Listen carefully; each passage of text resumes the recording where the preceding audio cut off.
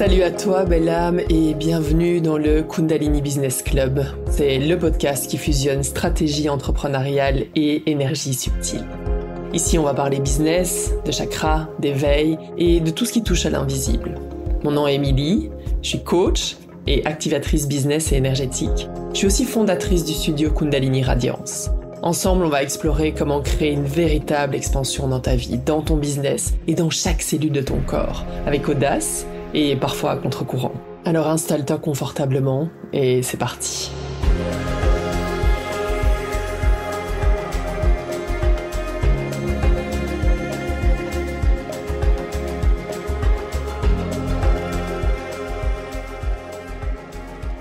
Salut à toi et bienvenue dans ce 3e épisode du Kundalini Business Club. J'espère que tu vas bien.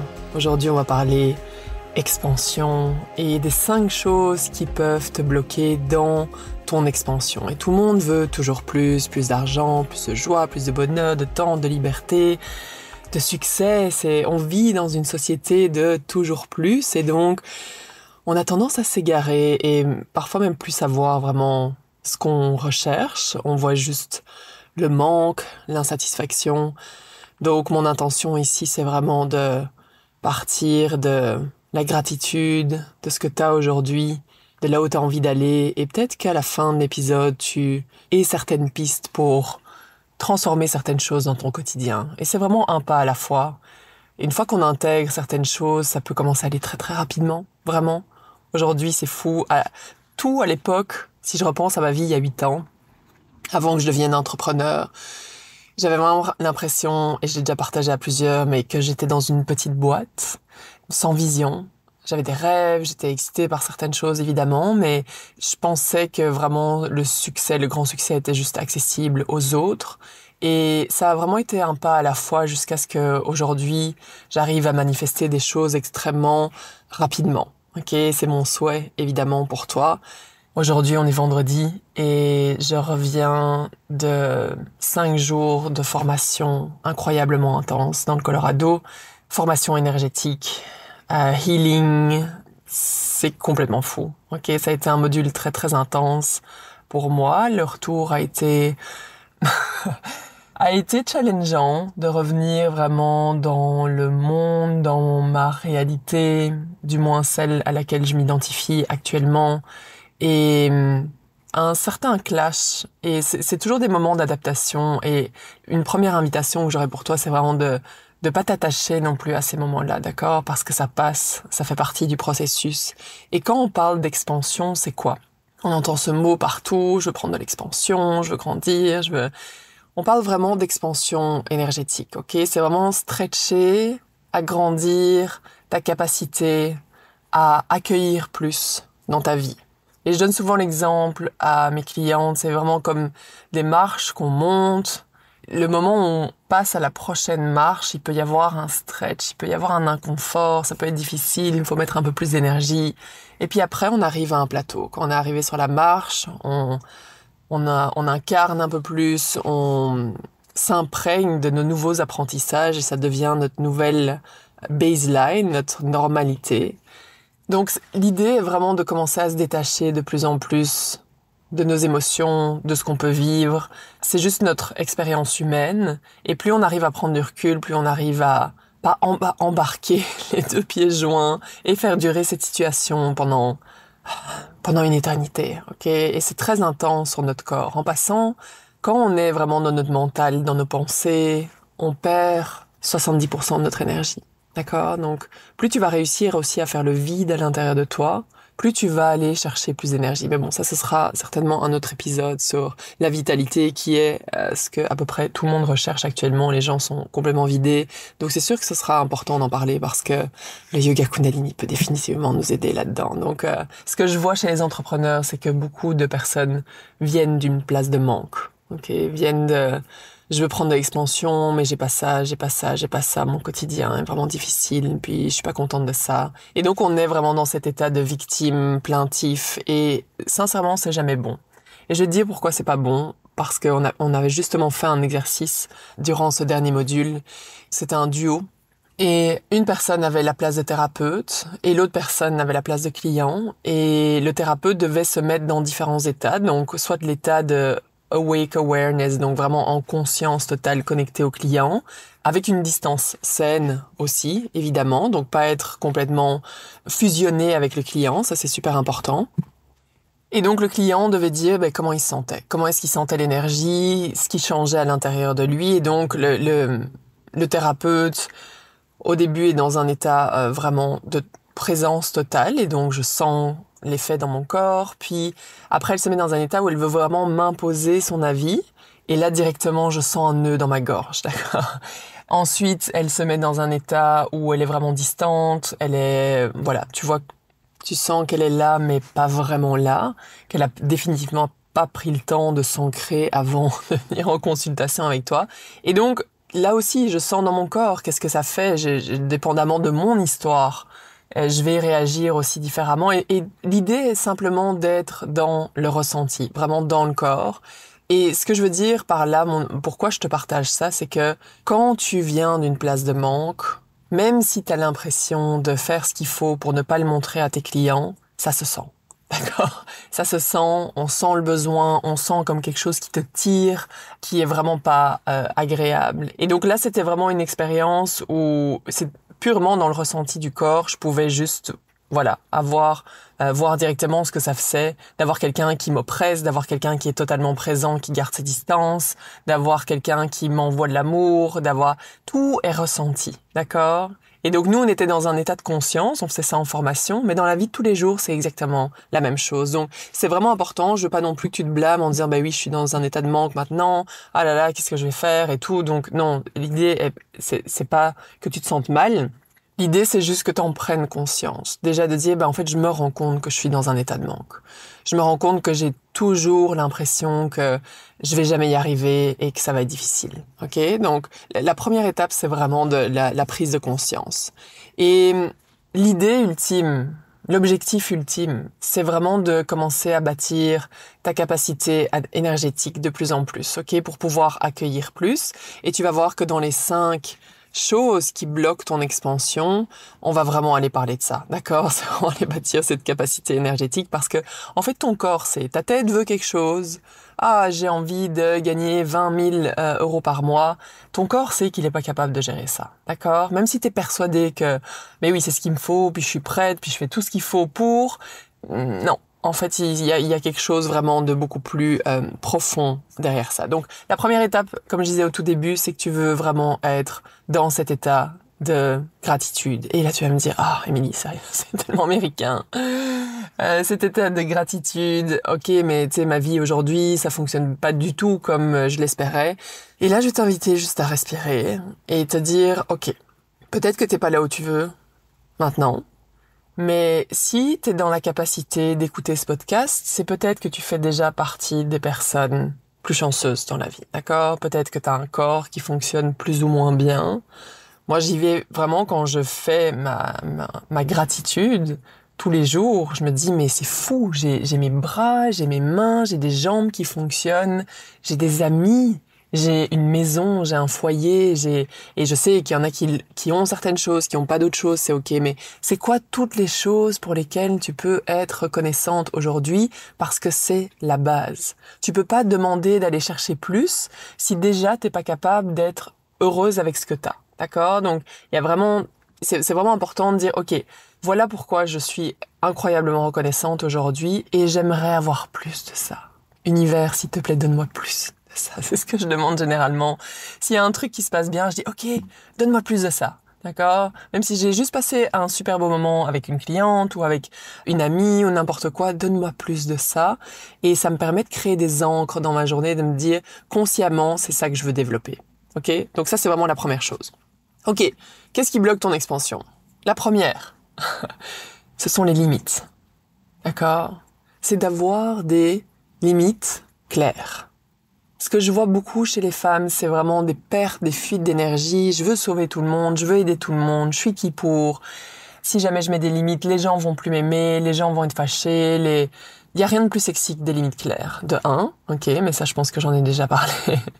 Et imagine, Ok, on va imaginer que tu démarres ton business et tu commences à avoir quelques clientes et là t'as aucune limite, t'es accessible non-stop et là évidemment c'est même pas de leur faute, tu vois, elles te demandent de plus en plus de choses et là tu te rends compte que tu fais des trucs que t'aimes pas et ça te fait perdre de l'énergie, mais tu te dis bon bah il faut passer par là.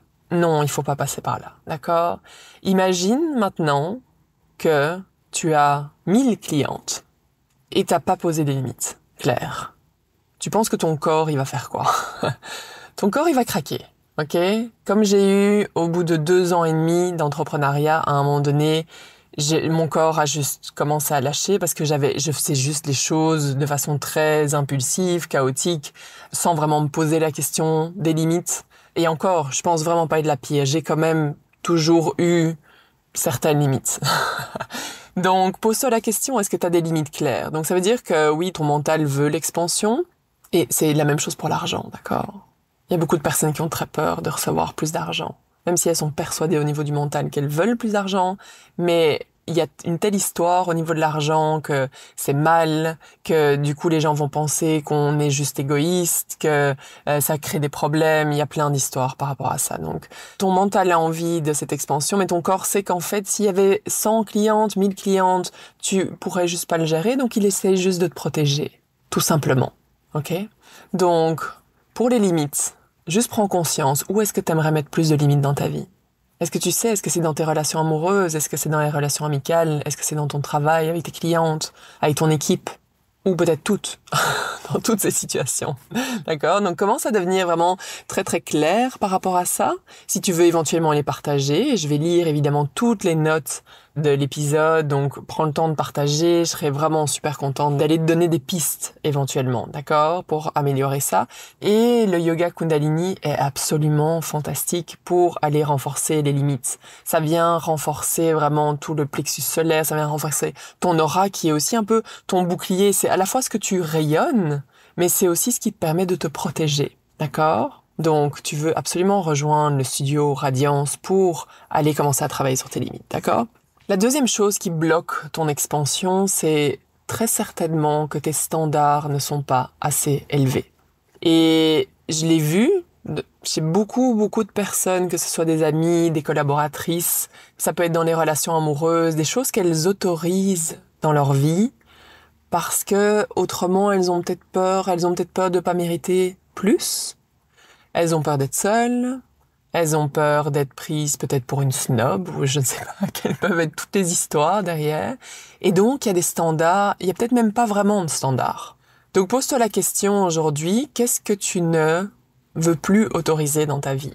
Et ça peut être un standard personnel. Si on reprend l'exemple de l'argent, je veux plus autoriser dans ma vie à faire des dépenses inutiles au quotidien, acheter des babioles ou voilà, je sais pas quel est le mot, mais des petits trucs au final, et d'être totalement inconsciente par rapport à ça. Et un exercice qui peut être intéressant, justement, c'est d'avoir un simple fichier, un Google Sheet, un document Excel, où tu notes tous les jours ce qui sort, simplement mettre le montant total de ce qui sort et le montant total de ce qui rentre. Peut-être qu'il y a des jours où il y a rien qui va rentrer. Et le jour d'après, il y a rien qui va rentrer. Et encore après, rien qui va rentrer. Et ça sort. Et peut-être qu'à un moment donné, tu vas juste être extrêmement agacé par cette situation et ultimement par toi-même. D'accord? Par ces histoires, par ce pattern dans lequel tu trouves, ce schéma, pardon, dans lequel tu te trouves. Et donc, quel va être ton nouveau standard? Un nouveau standard par rapport à l'argent, ça peut être, je ne dépense pas tant que je n'ai pas reçu d'argent. D'accord? Te mettre des petites règles, en faire un jeu. Et ça peut être dans tout. Est-ce que dans ta relation avec ton conjoint, avec tes enfants, au niveau du travail, est-ce que tu peux élever tes standards d'une certaine façon? Juste, et ce qui peut aider, c'est de prendre le temps d'écrire. D'accord? D'écrire, de prendre les différentes sphères de ta vie. Ça peut être le sport aussi. Ça peut être l'alimentation. Par exemple, moi, je suis une super grande grignoteuse. Mais mon standard, c'est à un moment donné de stop, ok? Je veux plus faire partie des gens qui grignotent toute la journée et je vais me concentrer sur une alimentation saine. Je veux me sentir bien dans mon corps, d'accord? C'est mon nouveau standard. Et donc, vois quelles sont, par exemple, tes 3, 4, 5 nouvelles lois, tes nouveaux standards que tu décides d'intégrer. Et au moins, ça te donne un baromètre, ça te donne une mesure qui te permet de dire, ok, non, ça c'est pas en fonction de mes standards. Tu peux même le pendre à ton mur et que ce soit super clair et visible. Troisième point, super important. tes habitudes quotidiennes. Tes habitudes font qui tu es. Donc, si tu regardes par exemple ton temps d'écran, fais le calcul. Combien de temps est-ce que je perds par jour, par semaine, par mois, par an? Et là, tu vas dire, ouf. Là, je prends juste l'exemple de l'écran, mais on peut revenir avec l'exemple de la nourriture ou du sport, par exemple. Moi, ça a été vraiment difficile d'intégrer une certaine constance. Je suis une grande travailleuse, j'aime ça, je suis passionnée par ce que je fais, et je pourrais travailler tout le temps, mais mon corps n'est pas d'accord. Mon corps n'est pas vraiment pas d'accord, et donc moi, mon optique aujourd'hui, c'est vraiment d'être extrêmement libre, d'avoir énormément de temps, et de travailler de façon ultra efficace. Tu penses bien que j'ai dû faire énormément de changements dans ma vie, j'ai dû élever mes standards, j'ai dû changer mes habitudes quotidiennes. Et une habitude qui vraiment change la donne pour moi, c'est de faire ma pratique de yoga Kundalini le matin, juste 30 minutes. Il y a mille et une raisons pour lesquelles mon cerveau va toujours me dire « mais non, il faut que tu fasses ça, il faut que tu fasses ça », surtout que moi je suis au Canada, je travaille avec l'Europe, donc ça veut dire que le matin, l'Europe est déjà en feu, d'accord? Il y aurait déjà plein de choses à faire, les messages, les actions, mais c'est vraiment de cultiver cette paix intérieure, et depuis le module, je suis encore passée à un autre niveau où ça devient vraiment le non négociable, de méditer, de vraiment, dès que je sens la tension dans mon corps, j'arrête. C'est fini. Je refais une pratique pour m'ancrer, pour me faire du bien, et ça veut dire que je gagne énormément de temps dans ma journée. Je suis beaucoup plus efficace. Avant, je passais mon temps à faire des actions qui n'étaient pas nécessaires.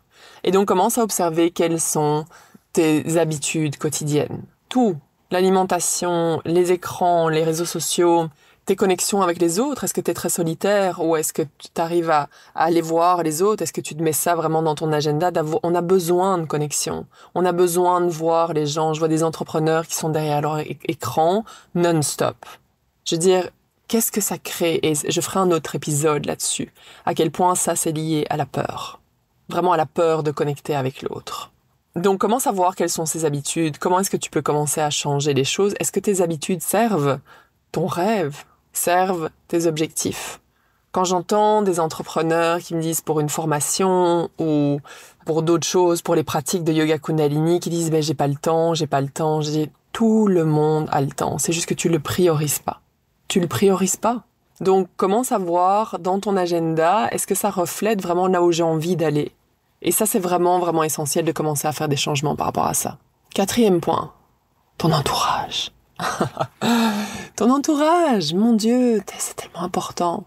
Et ça a été vraiment la réflexion cette semaine. Je suis donc dans cette formation, il y a, 80, 100 personnes, de gens qui ont un niveau de conscience et de responsabilité dans leur vie qui est au-delà de tout ce que j'ai pu voir, qui sont incroyablement connectés à l'énergie, à qui on peut dire les choses sans que ce soit pris personnellement pour qu'on puisse tous évoluer. Commencer à observer quelles sont nos projections dans le monde, qu'est-ce que je projette à travers mes propres blessures, et d'être avec des personnes qui ont envie de créer des discussions qui élèvent et qui sont dans cette dynamique. Ok, donc c'est vraiment le next level. J'ai jamais vu ça et c'est extrêmement important de s'entourer de personnes qui ont créé ce que tu veux créer, qui vivent la vie que tu as envie de vivre, qui t'élèvent, qui te soutiennent. Et, excuse-moi, peut-être pas qui vivent la vie que tu as envie de vivre, mais qui te soutiennent toi dans ton choix. Je faisais une publication hier justement sur le fait d'être le mouton noir ou la rebelle. Mon mari est pas un mouton noir ou un rebelle, à sa façon peut-être, mais je dirais pas du tout dans la même dynamique, mais on s'est toujours soutenus l'un de l'autre. Lui est en transition professionnelle actuellement, moi je l'ai été il y a 8 ans, et il m'a jamais dit non, fais pas ça, ou c'est complètement nul ce que tu fais, ou il est juste là pour m'écouter, m'accompagner, et qu'on se donne du temps pour développer chacun nos projets. Et c'est extrêmement important quand tu analyses les moments que tu as éventuellement avec ta famille, avec tes amis. Est-ce que ça t'élève? Est-ce que ça te fait du bien? Est-ce que t'en ressors nourri? Et si la réponse est non, tu sais quoi faire, ok? Et ça veut pas dire au revoir à tout le monde. Pas obligatoirement. Ça veut juste dire que tu veux commencer à te mettre dans des cercles, dans des contextes qui vont t'amener ailleurs, qui vont vraiment te nourrir. Mais ça doit être ton choix, d'accord? Il y a trop de gens qui sont victimes de leur relation. Elles se disent, là, j'attire toujours la même chose. Si t'attires toujours la même chose, il y a un dénominateur commun, tout ça, d'accord? Et c'est de se regarder en face et de se dire, ok, pourquoi est-ce que j'attire toujours ces relations-là? Est-ce que c'est parce que j'ai peur? Est-ce que c'est parce que ça me réconforte d'une certaine façon? Qu'est-ce qu'il y a là-dedans?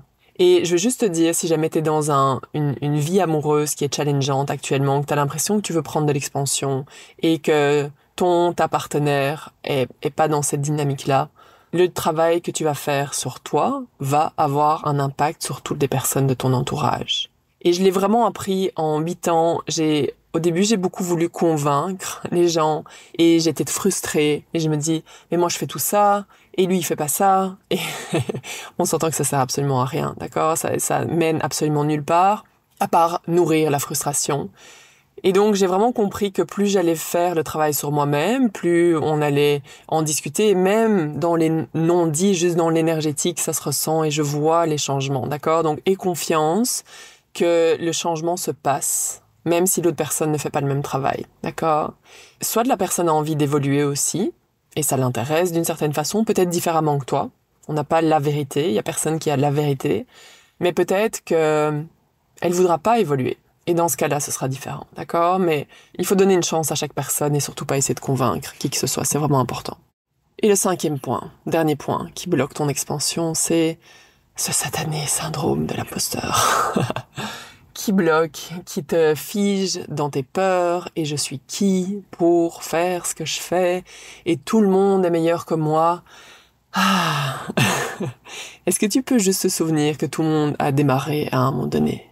Et que ceux qui réussissent, c'est ceux qui se mettent en action constamment, peur ou pas peur. J'ai été terrorisée.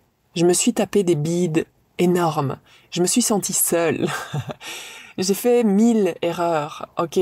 Mais j'ai juste continué parce que j'ai cette vision, disons, ce que mon business allait créer dans mon corps et allait pouvoir m'offrir cette liberté tant désirée, cette joie, cette connexion, de pouvoir faire ce que je veux quand je veux. Je veux dire, ça valait la peine pour moi de dépasser absolument chacune des peurs.